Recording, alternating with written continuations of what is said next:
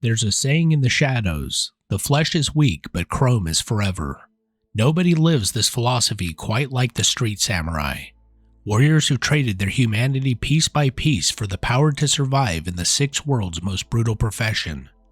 These razor-edge killers stand at the bleeding edge of combat augmentation, living weapons forged from steel, circuitry, and whatever meat remains beneath the chrome. Their story runs deeper than gleaming implants and lightning-fast reflexes. The street samurai descend directly from ancient warrior traditions filtered through dystopian cyberpunk reality. To understand them is to grasp the dark soul of Shadowrun itself. The street samurai didn't appear overnight when magic returned to the world in 2011. Their roots stretch back through decades of military-industrial evolution, from the first crude cybernetic prosthetics developed for wounded soldiers in the late 20th century, to the sophisticated augmentation technology that emerged in the 2030s and 40s. The term street samurai itself originated in the sprawling Japanese megaplexes, where organized crime syndicates, particularly the Yakuza, began augmenting their enforcers with cutting-edge cyberware. These early chrome warriors blended the ancient code of the samurai, loyalty, martial excellence, and acceptance of death, with the brutal pragmatism required to survive corporate shadow wars. Megacorporations achieved extraterritoriality in the 2030s and became sovereign powers unto themselves. They needed deniable assets for operations that couldn't be traced back to the boardroom. Military veterans found themselves unemployed after the great downsizings, their skills obsolete in a world increasingly dominated by drones and automated systems. Many turned to augmentation as a way to remain competitive, trading their pension money and severance packages for cutting-edge military-grade cyberware on the black market. Corporate security specialists who went rogue took their company-funded augmentations into the shadows, creating the first generation of truly independent chrome warriors. The awakening of magic in 2011 complicated everything. Cyberware came with a hidden cost beyond the monetary price tag. It degraded your connection to the astral plane, making spellcasting increasingly difficult with each implant. This created a fundamental divide in the shadow community. Those with magical talent generally avoided chrome like poison, while those without it embraced augmentation wholeheartedly. The street samurai emerged as warriors who willingly severed their connection to magic in exchange for transcending human physical limits. A street samurai's transformation from baseline human into combat cyborg begins with extensive augmentation. The skeleton gets reinforced first. Titanium or carbon fiber composites replace or overlay bone structure, creating foundations that can withstand impacts that would shatter unaugmented bones. Bone density augmentation pushes this further, increasing mass and durability without metal. Muscle replacement comes next, trading natural tissue for synthetic myofibers that deliver superhuman strength without the bulk. A typical street samurai can punch through concrete walls, tear security doors from their hinges, or snap an unaugmented person's neck with casual ease. The nervous system receives the most extensive modifications. Wired reflexes accelerate signal transmission between brain and body, translating to reaction times measured in milliseconds rather than the fraction of a second required by baseline humans. Boosted reflexes use a different approach, flooding the nervous system with specialized chemicals to achieve similar speed increases. Synaptic boosters take yet another path, directly enhancing the neural pathways themselves. Reaction enhancers sharpen the mind's processing speed for tactical decisions. Move-by-wire systems represent the ultimate evolution, replacing the entire nervous system with fiber optics that turn thought into action at the speed of light. An augmented samurai can draw and fire a pistol before an unaugmented opponent processes that they're reaching for their weapon. Time seems to slow during combat. They track and respond to multiple threats simultaneously. Some describe it as seeing the world through a high-speed camera while everyone else moves through molasses. Sensory enhancement comes next. Cyber eyes replace natural ones with low-light vision, thermographic imaging, built-in rangefinders, smart gun links, and recording capabilities. Flare compensation protects against sudden bright lights. Image link protects targeting data directly into the retina. Cyber ears pick up frequencies beyond human hearing, filter out background noise, and detect the subtle sounds of someone breathing around a corner. Audio dampers protect against sonic attacks. Spatial recognizers create three-dimensional sound maps of the environmental. Tactical computers integrate directly into the brain for real-time threat assessment, ballistic trajectory calculation, and target prioritization. Some high-end models even include combat precognition through sophisticated predictive algorithms, though these remain experimental and expensive. The Samurai becomes a weapons platform. Retractable blades slide from forearm sheaths or finger compartments. Spurs extend from knuckles. Hand razors flip out from fingertips. Cyber claws emerge from nail beds. Built-in firearms nest in cyber limbs, completely hidden until needed. Some samurai mount heavier weapons in cyber torsos, assault cannons, grenade launchers, flamethrowers. Dermal plating turns skin into flexible armor, while orthoskin creates a realistic outer layer that conceals the chrome beneath. Smart gun systems link weapons directly to the user's targeting software. Bullets follow where eyes look with uncanny accuracy. Pain editors shut down the body's suffering signals, letting samurai fight through injuries that would incapacitate normal people. Damage compensators automatically adjust combat performance as wounds accumulate, redistributing function to undamaged systems. The exotic augmentations handle specialized needs. Pneumatic jacks launch bodies through superhuman leaps. Balance augmenters make impossible acrobatics routine. Adrenal pumps flood the system with combat drugs on command.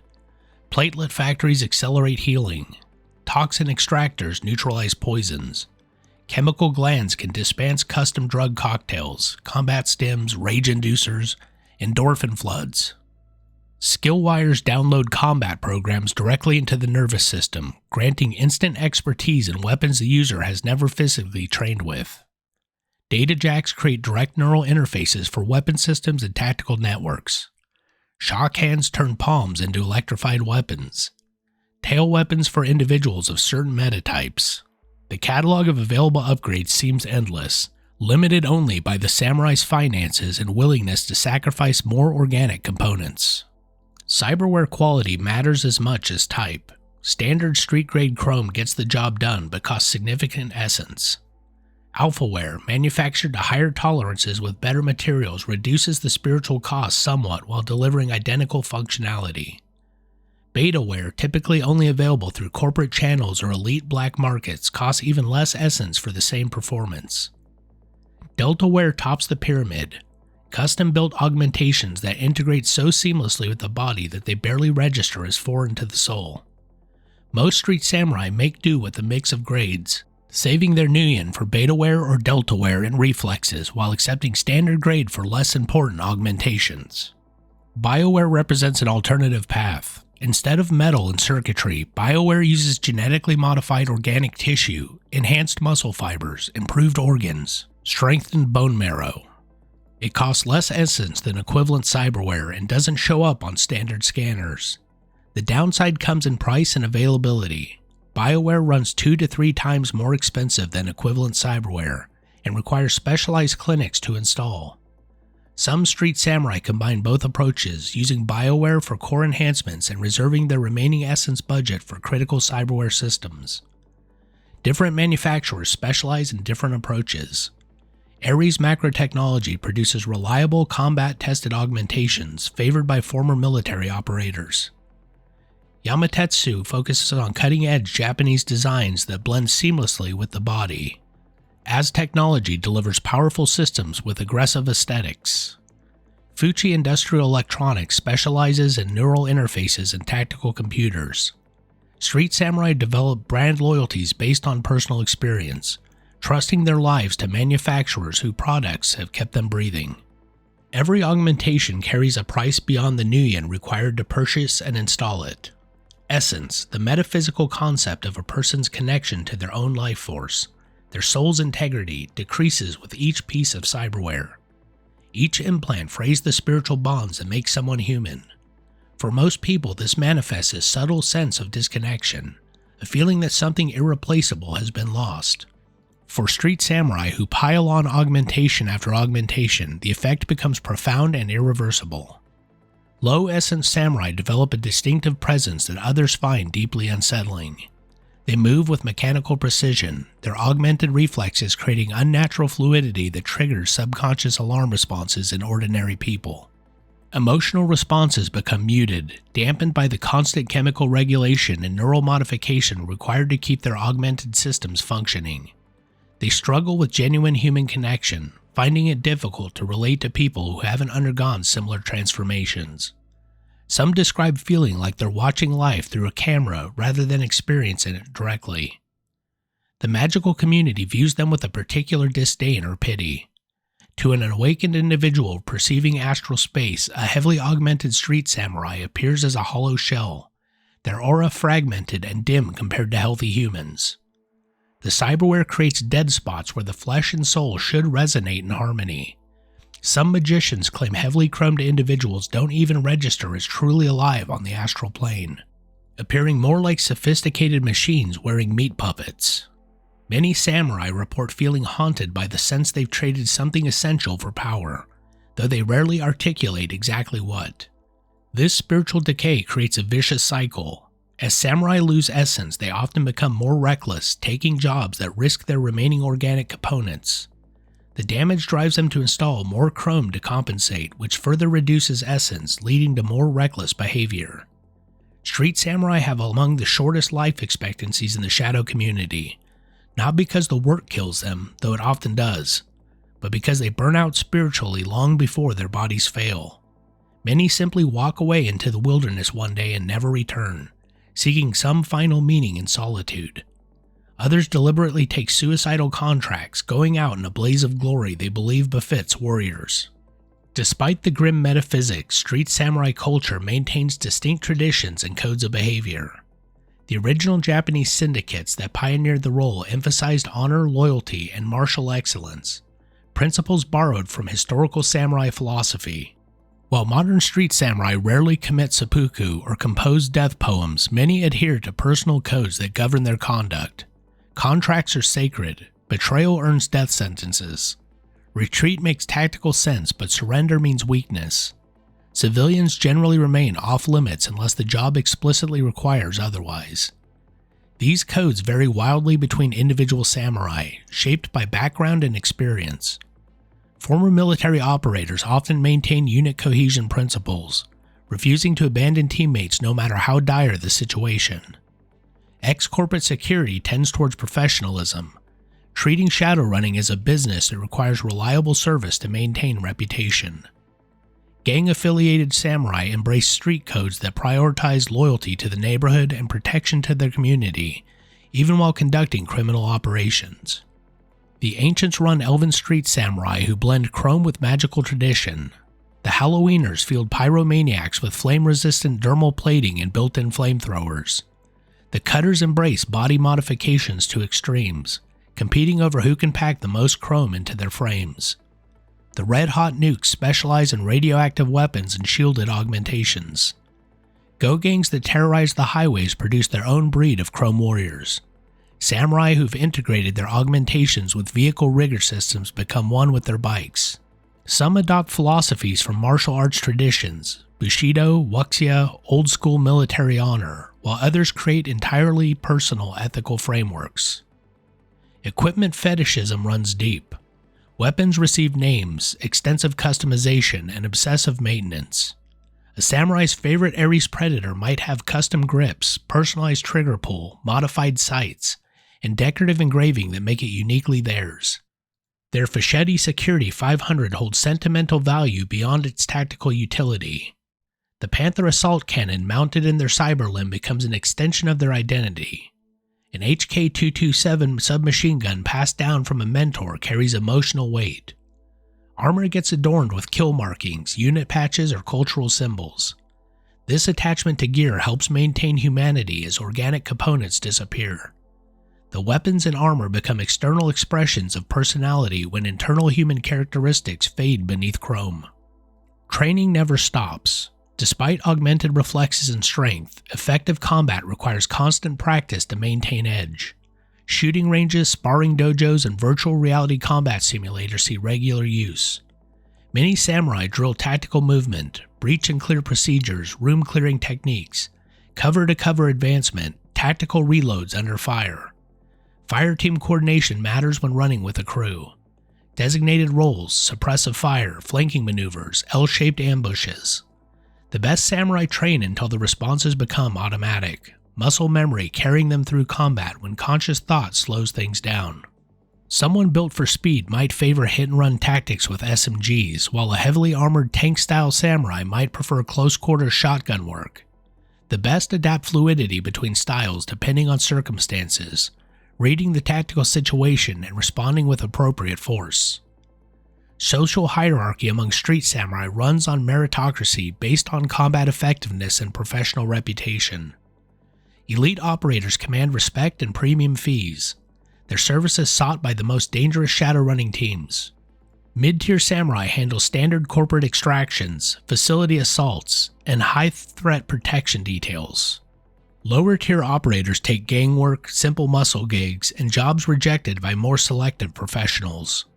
Reputation spreads through word of mouth, fixer databases, and encrypted Shadowrunner forums where completed contracts receive ratings and reviews.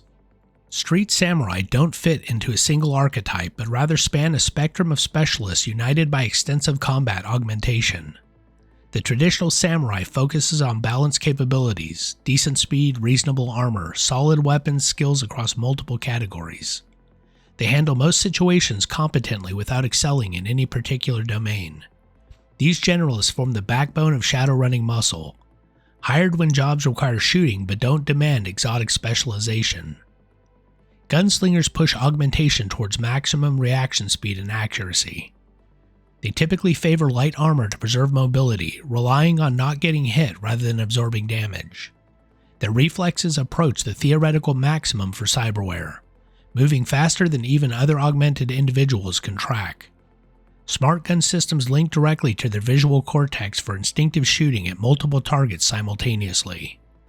Many develop reputations for specific weapons. The revolver specialist who never misses, the sniper who makes impossible shots, the SMG artist who can clear rooms in seconds. Some gunslingers spec into exotic weapons, mounting Vindicator miniguns and cyber torsos or carrying experimental railguns. Razer boys specialize in close combat through implanted blades, enhanced strength, and brutal efficiency.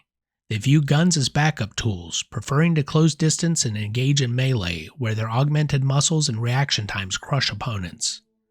Cyber implant weapons like spurs, hand razors, cyber claws, and monofilament whips transform them into human blenders capable of shredding opponents in seconds. Some go full chrome, replacing entire limbs with weapon systems. Their tactics emphasize speed and shock value, getting inside enemy reach before guns can track and dismembering targets before they process what's happening. Physical adepts present an interesting counterpoint to traditional street samurai. These awakened individuals channel magic internally to enhance their physical capabilities without chrome, achieving similar results through different means. They move with superhuman speed, strike with enhanced strength, and demonstrate uncanny combat intuition, all while maintaining full essence and magical connection. Many street samurai view them with resentment, seeing them as having an unfair advantage through being born awakened. Physical adepts often return this hostility, viewing chrome as a crutch for those too mundane to achieve excellence through discipline. Some rare individuals attempt to combine both paths, maintaining light augmentation while preserving enough essence for adept powers, though this balancing act proves extremely difficult. Tank-style samurai maximize armor and damage absorption, becoming walking bunkers that shrug off bullets and wade through kill zones that would shred lighter opponents. Dermal plating, subdermal armor, bone lacing, orthoskin, and layered ballistic protection create bodies that can take horrific punishment and continue fighting. They anchor teams during combat, drawing fire while teammates maneuver. Their slower reflexes compared to speed-focused builds matter less when enemies need armor-piercing rounds to penetrate their defenses. Troll and Orc Samurai excel in this role, combining natural physical gifts with extensive augmentation to become truly unstoppable forces. Cyber Samurai push to the bleeding edge, replacing so much of their original body that calling them humans becomes a philosophical question. Full cyber limb replacements isn't uncommon. 4 synthetic arms and legs delivering strength, weapon mounts, and armor that flesh can't match. Some go further, replacing organs with synthetic versions, upgrading their circulatory systems, even swapping out significant portions of their brain for neural processors.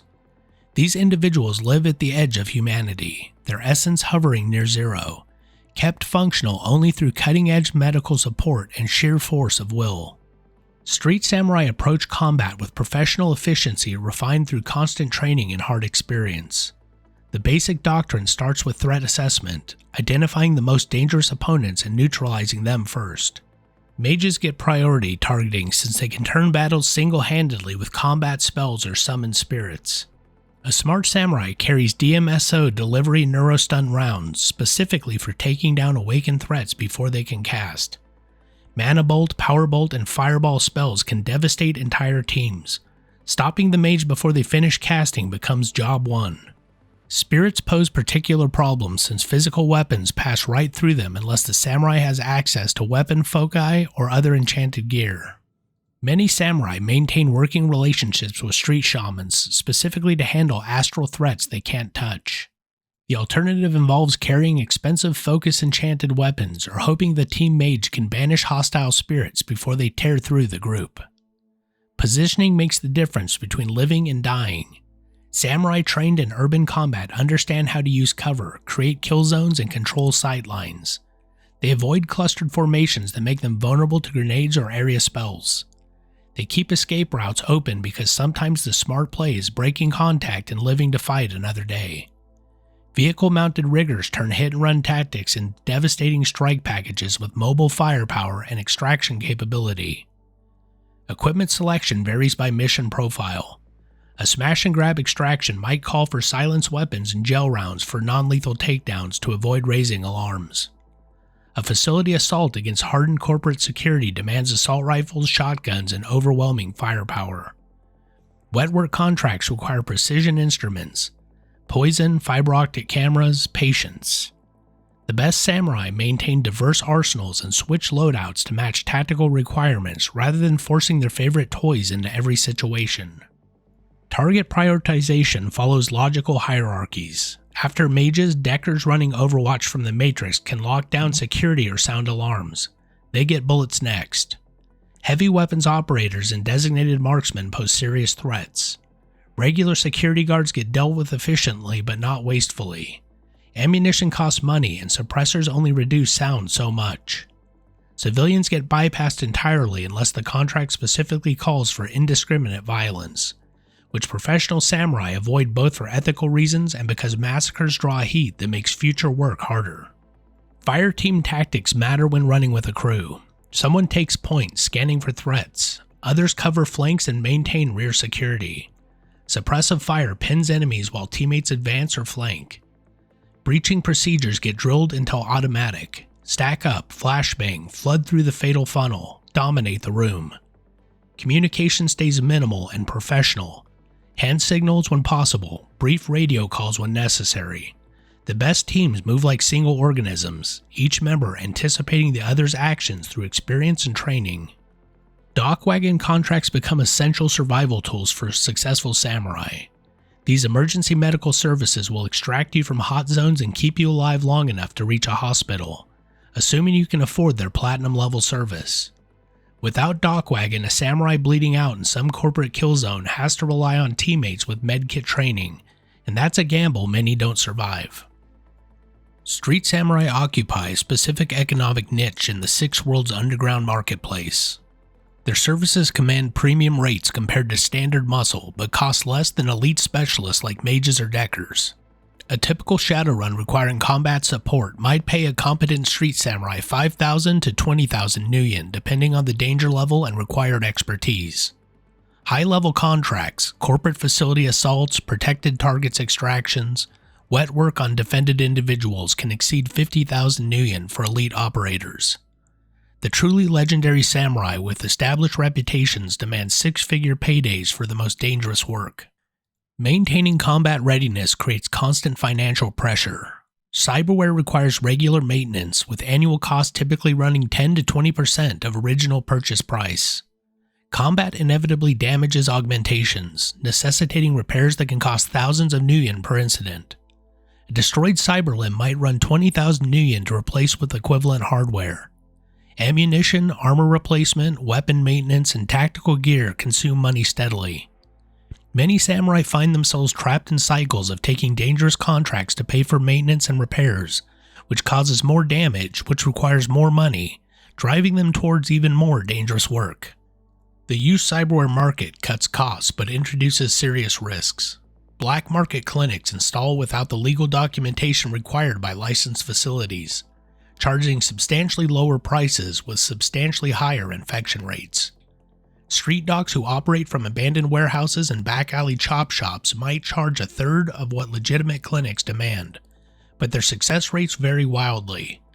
Some are skilled surgeons who lost their licenses for ethical violations, extracting functioning organs from live patients, experimenting on unwilling subjects, selling medical records to corpse.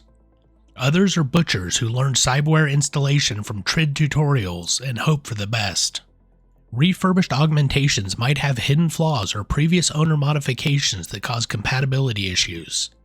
Corporate-grade military cyberware occasionally appears through Shadowrunner channels, stolen from secure facilities or pulled from deceased soldiers, delivering superior performance at black market prices for those willing to risk having serial-tracked implants that might ping every corp database in existence. The SIN problem compounds everything. System identification numbers track legitimate citizens through every transaction, making it nearly impossible to operate in the shadows with a real SIN. Most street samurai either buy fake SINs that work until serious scrutiny hits them, or go completely sinless, and deal with the constant harassment from law enforcement and the difficulty of accessing anything requiring identification. A good fake SIN might cost 5,000 nuyen for rating 3, 25,000 nuyen for rating 5, but it can burn at the worst possible moment, leaving you exposed. Some samurai maintain multiple fake SINs for different purposes, one for buying legitimate gear, another for travel, a third for medical services. Some street samurai supplement income through training services, teaching combat skills to other Shadowrunners or handling security for illegal operations. Others hire out as personal bodyguards for mid-level criminals who need protection but can't afford full-time corporate security. The most business-savvy develop equipment connections, earning finder's fees by connecting clients with arms dealers or cyberware specialists. A few operate legitimate martial arts dojos or gun ranges as fronts, teaching sanitized versions of their skills to paying students while conducting shadow business through the back door. Within Shadowrunning teams, street samurai fill the combat specialist role, handling direct confrontation when stealth and deception fail. The dynamic with deckers runs on mutual dependency. Samurai bring physical security while deckers disable security systems and run Matrix Overwatch. Good teams develop synchronized tactics where the decker's real-time intelligence feeds directly into the samurai's tactical computer, creating seamless coordination. The decker spots security response patterns and guard rotations while the samurai positions for optimal engagement, each complementing the other's capabilities. When IC starts frying the decker's brain in the Matrix, the samurai keeps physical threats off them long enough to jack out. Mages and street samurai often maintain professional distance despite working together. The awakened community's general disdain for Chrome creates underlying tension, while samurai resent mages' ability to achieve superhuman performance without sacrificing essence. Combat coordination between them requires clear communication and defined roles to prevent friendly fire incidents. A samurai charging into melee range runs area effect spells, while magical barriers can block bullets as effectively as enemy fire. Successful teams establish protocols. The mage handles supernatural threats and delivers magical support, while the samurai deals with mundane combatants.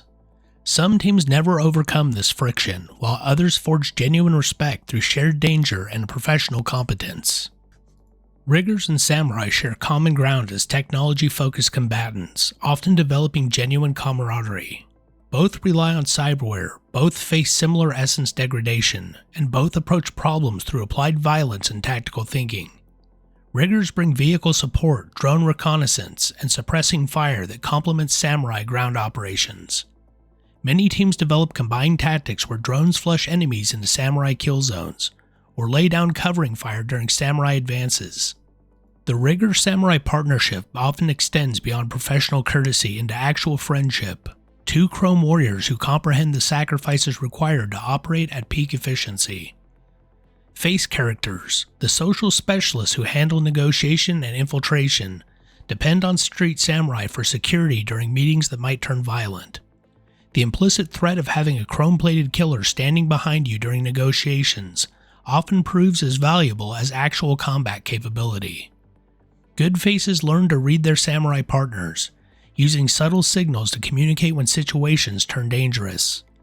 The best face samurai pairs function almost telepathically, the face buying time with words while the samurai positions for optimal response if shooting starts.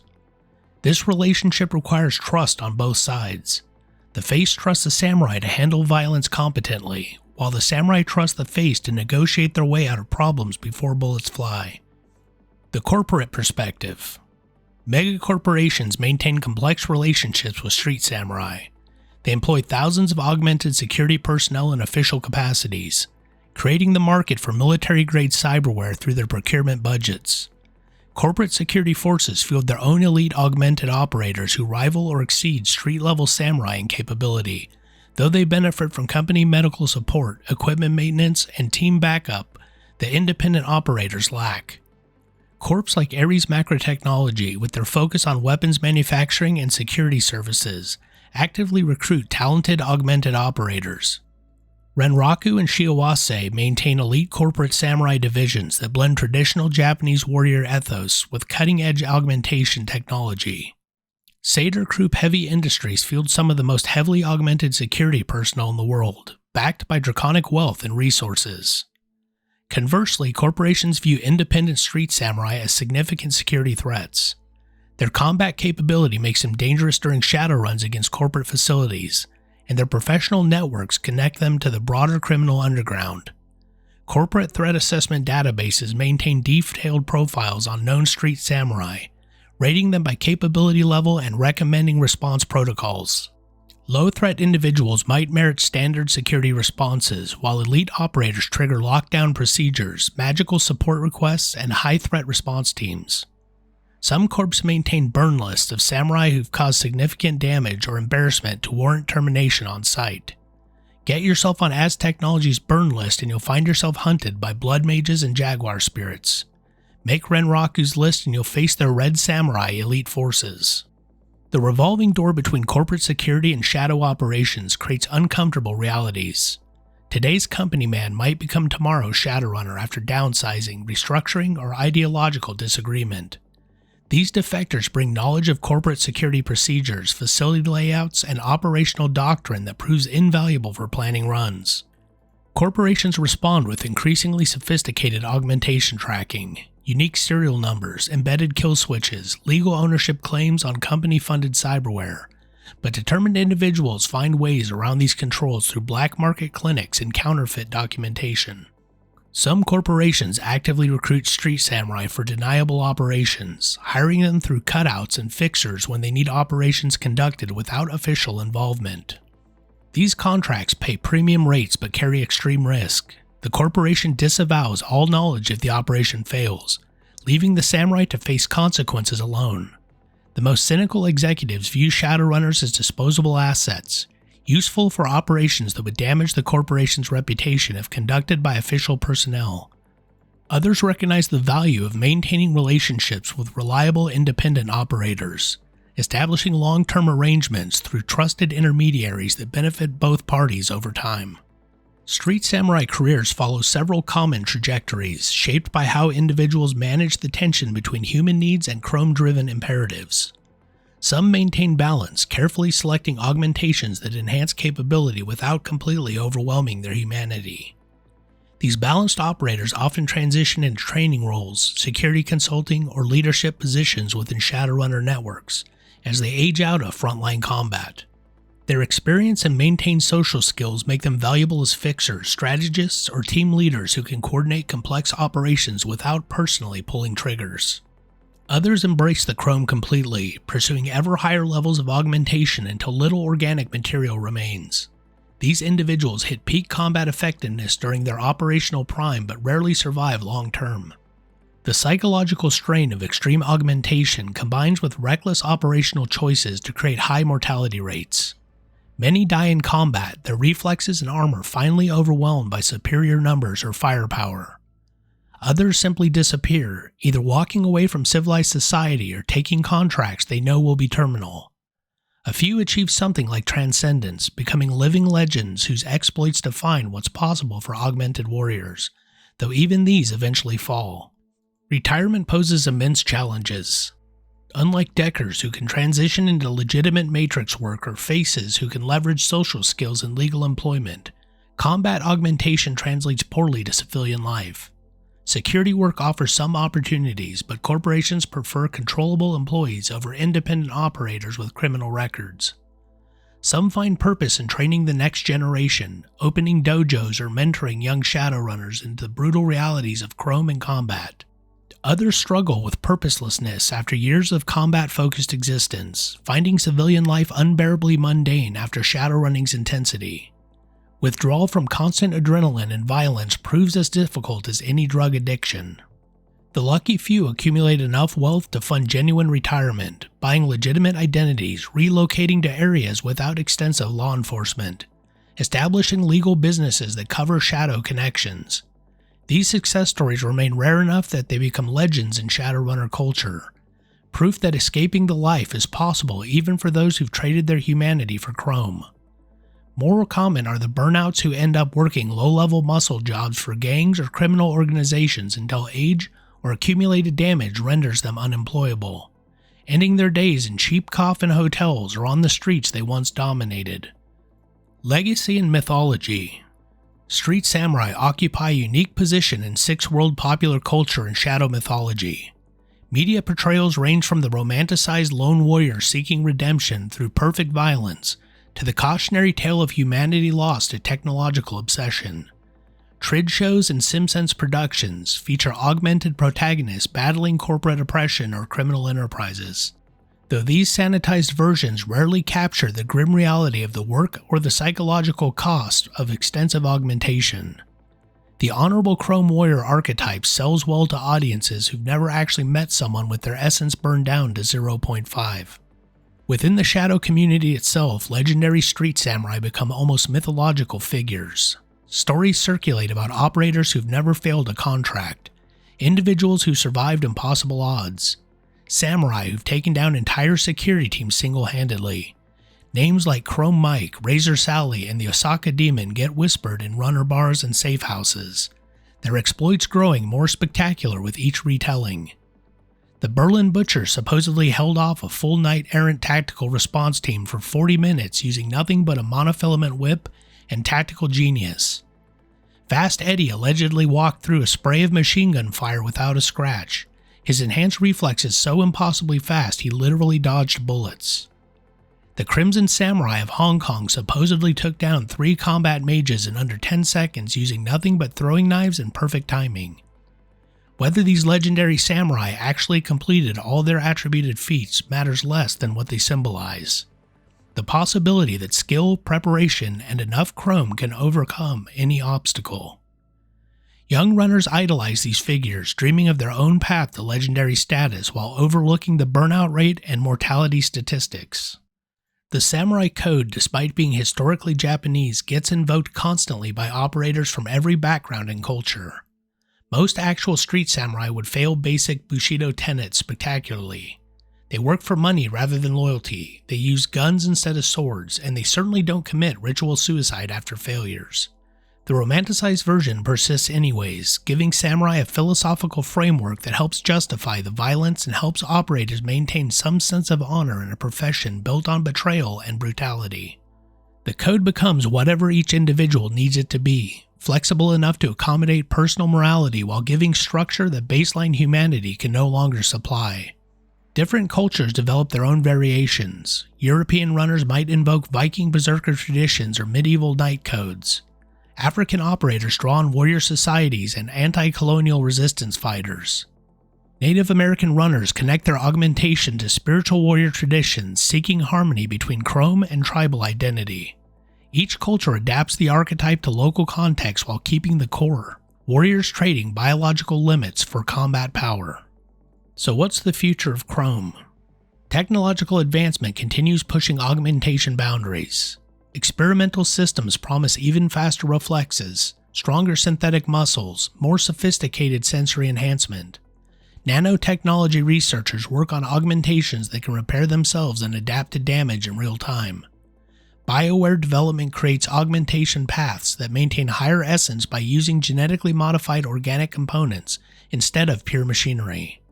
Neural interface technology evolved towards seamless brain-computer integration that could eliminate the reaction time bottleneck entirely. Some cutting-edge research explores quantum computing integration and consciousness transfer protocols that might grant true digital immortality for heavily augmented individuals. The fundamental limitations persist. The essence problem remains unsolved despite decades of research. Augmentation still degrades magical potential, and heavy chrome still creates the distinctive spiritual emptiness that alienates samurai from ordinary humanity. No amount of technological sophistication addresses the core psychological challenges of trading human components for machine parts. Advancing technology arguably makes these problems worse by making even more extensive modification possible.